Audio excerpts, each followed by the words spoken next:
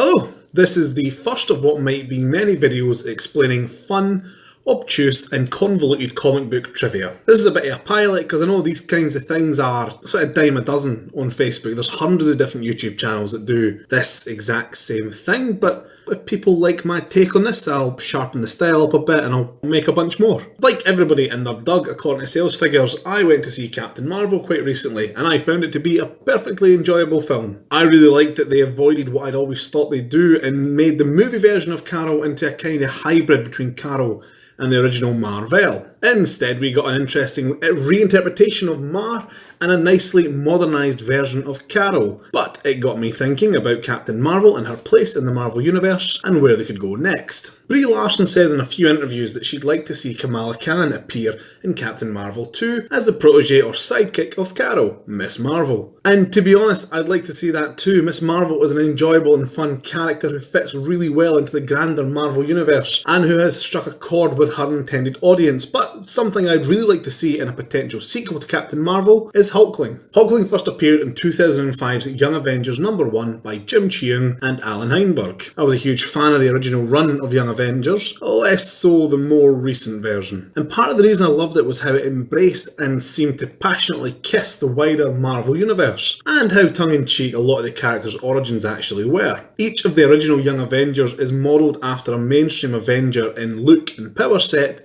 but their origins tend to tie them more closely to another Avenger entirely. For example, Asgardian, later renamed Wiccan, is nothing to do with Thor, but is the reincarnated son of Scarlet Witch and Vision. Iron Lad isn't a protege of Tony Stark, but is actually either the half-brother or distant descendant of Reed Richards, born 1,000 years in the future. His dad's a time traveller, it's a whole thing. Maybe I'll do it in another video. And who eventually grows up to become Kang the Conqueror, a long-time enemy to the Avengers and who's probably going to be the villain in the next set of Marvel Universe films. But, I digress. We'll speak about Kang and we'll speak about Reed and Nathaniel Richards some other time. We also have Patriot, who is the grandson of the original Secret Black Captain America, and Hulkling is the son of a Skrull princess in Captain Mar-Vell. Now in the movie Captain Mar-Vell, the war between the Kree and the Skrulls serve as much of the backdrop and driving force of the narrative. For a long time this was also an important fixture in the comics verse as well, particularly in the phenomenal Kree-Skrull war storyline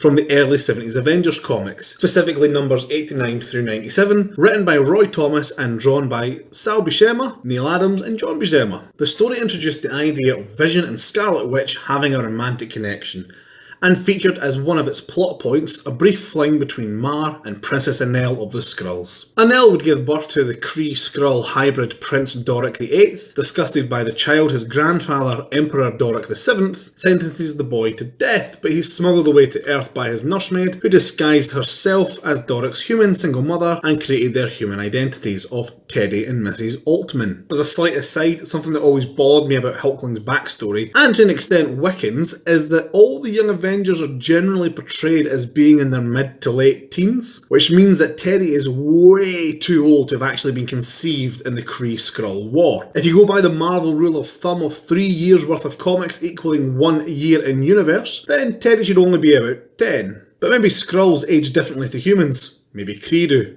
maybe they both do, and maybe it doesn't matter. It matters to me.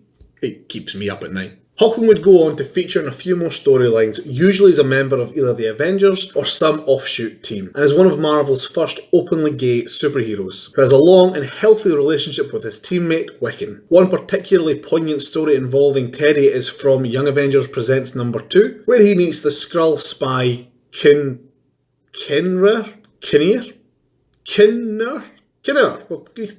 who has assumed the form and memories of Mar-Vell and truly believed that he was the deceased hero returned to the land of the living. I think time travel is involved in his self-assumed backstory. They met and embraced, and Mar told Teddy that he was proud of him, and it was all very sweet and even led to a flash forward that showed Teddy as a new Captain Marvel. Ultimately, Teddy's inclusion in the Marvel Cinematic Universe would lead to some LGBT representation, which is something I think the MCU lacks, and he can serve as a decent metaphor with racism, being a mixed race child of two warring peoples. And the interesting thing is, they could go one of two equally valid routes with his origin. He could either be the son of Mar-Vell as he is in the comics, perhaps being the catalyst that gave Mar her empathy for the Skrulls, or more interestingly, he could be the son of Carol and maybe Talos, that'd be fun. Born while she was shepherding the Skrulls to a new home. Either way, I think he'd be a fun addition to the Mar-Vell cast.